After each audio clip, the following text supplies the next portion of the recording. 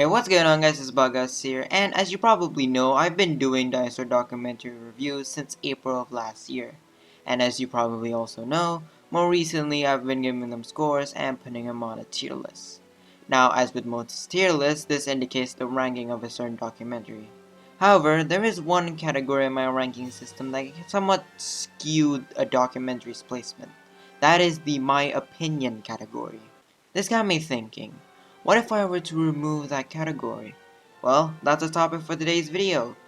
Today, we're gonna be ranking objectively the top 10 best dinosaur documentaries.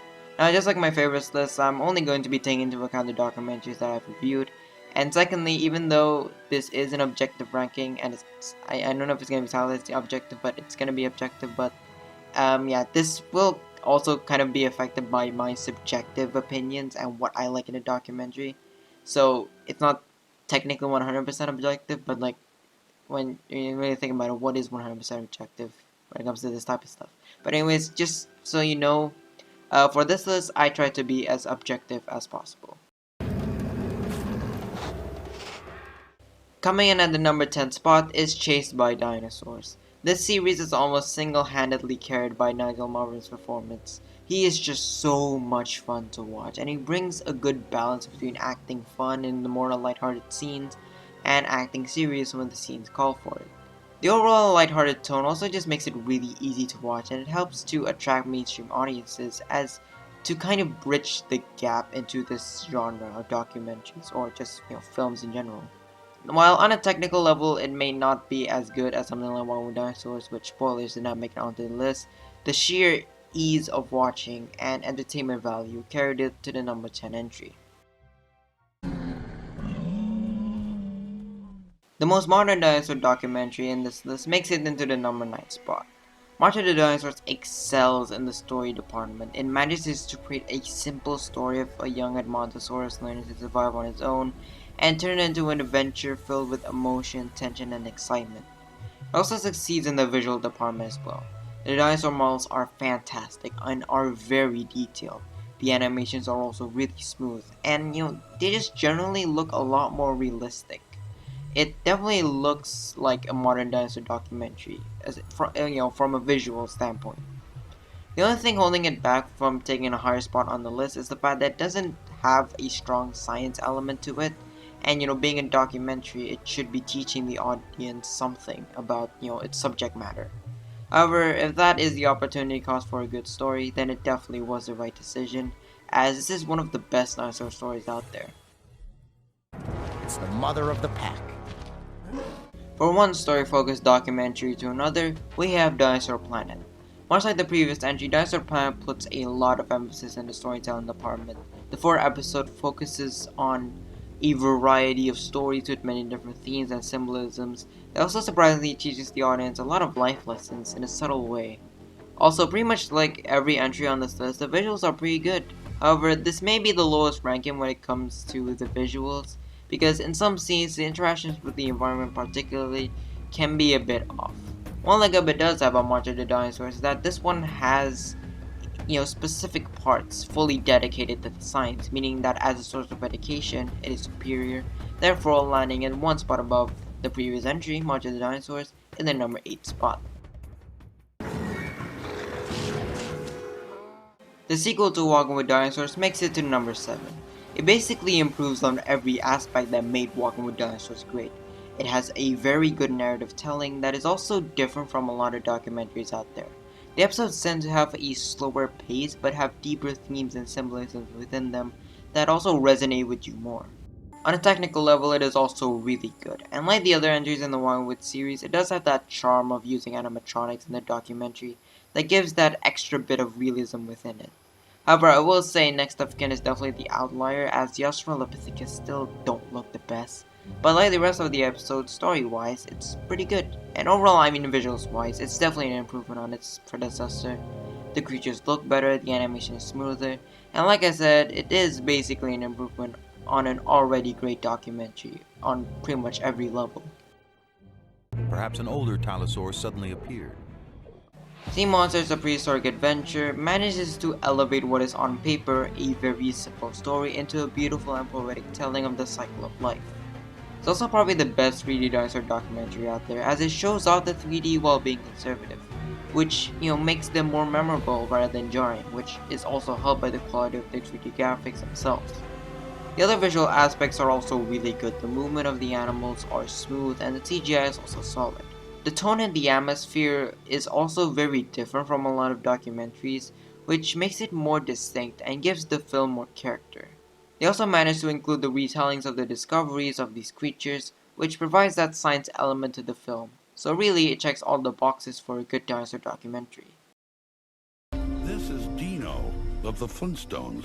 One Dinosaur's Grown in America takes everything great about walking with dinosaurs and delivers it in a smaller package, therefore actually making it more time efficient and just easier to watch. It also has a very different mood, as it strives a good balance between slower paced, story focused scenes with fast paced action, while also delivering science facts to the audience. Speaking of which, the X-ray editing game is a nice visual aspect that helps the audience better understand what the narration is referring to. However, the standout pro is definitely the pacing. It is perfect.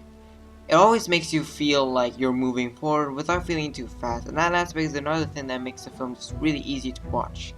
Also, for its time, the CGI has held up just as good, if not better than Walking with Dinosaurs. Really, this film succeeds at compressing Walking with Dinosaurs into a shorter, more digestible package without having any major drawbacks. Out of the Walking with trilogy, Walking with Monsters is definitely the best. The overall faster pace of the series is a nice change of pace from the rest of the trilogy, and that also just makes it easier to watch at any time. And like the previous entry, it manages to make it feel like it's not going too fast, which is even more impressive considering that's far more faster paced scenes compared to slower ones than One Dinosaur Grown in America. It also takes the editing gimmick of One Dinosaur Grown in America into another level. We now get full-on internal views of the creatures that also has the benefit of being animatronics, adding to the realism. The transitions between the segments are also just visually spectacular, and they fully display the technical greatness that also isn't just meant to be flashy, as it helps bridge the gap between the segments, which is another aspect that is further improved on from When Dinosaurs Grown in America's format.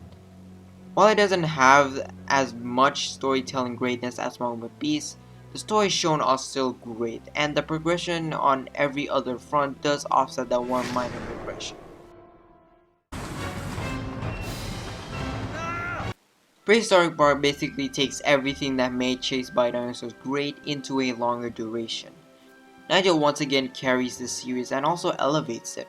He's really the perfect host for a dinosaur show, as his charisma and versatility fits really well with the genre.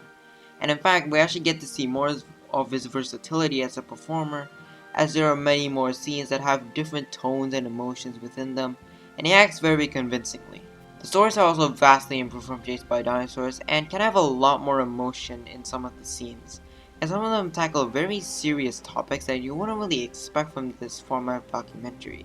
The supporting cast were also great, as they give Nigel someone else to interact with, while giving the audience a different side of the show and also just showing us more of the park. And they also help break up Nigel's adventures in prehistoric times, so we have something else to focus on. Also, despite the duration, it's very easy to watch and to immerse yourself within, more so than quite a lot of shorter documentaries.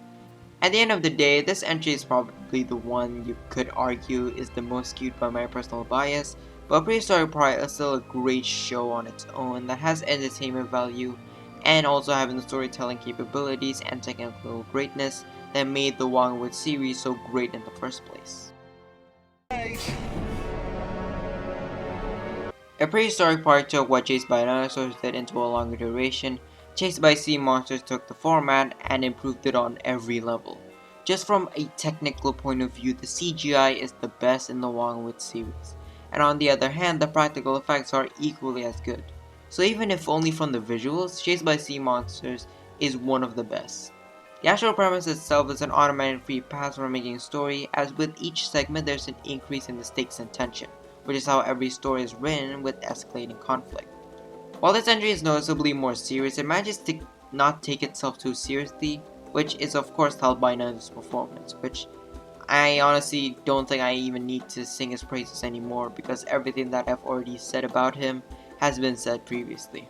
Also, it takes the Wong with Monsters route of transitioning segments, this time with the use of a time map, and it's just as visually great. However, the standout pro is definitely how entertaining it is. This is the peak of the Wongwood series when it comes to entertainment. If you want a fun ride, this is the best you'll get. The herd and isolate the weakling.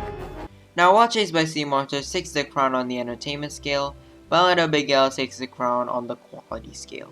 This is the best that dinosaur documentaries have to offer. It crafts a simple story that allows the writers to put deep themes and symbolisms in it that is also just entertaining even on a surface level. But what really sets it apart as the standout best is that we get a whole nother episode dedicated to teaching the audience the science behind the documentary. No other documentary that I have reviewed has dedicated a full 30-minute long episode on just the science, and therefore, as a piece of education, it is the best, and ultimately, it succeeds most at being a documentary, as its main objective is teaching the audience something new about the subject matter, while also providing the entertainment for mainstream audiences to get hooked on. It is a representation of beauty and simplicity. It's not anything too complicated, but what is there is perfect. And honestly, I doubt many dinosaur documentaries can top this. It is really the perfect dinosaur documentary. Hope you enjoyed the video. If you did, be sure to leave a like and subscribe. And first of all, please ignore the mess in the background. My bed's messy. But yeah, I mean, well, okay, I guess I don't really have much else to say, but, you know what, how are you guys enjoying these top 10s? I know I could have said it in the last video as well, but, like, I mean, I don't have anything else to say, but, if actually guys, if you guys have any ideas for any future top 10s involving dinosaur documentaries, do leave them in the comments. I'd like to see some of your suggestions, but, yeah, I guess I'll just see you in the next video.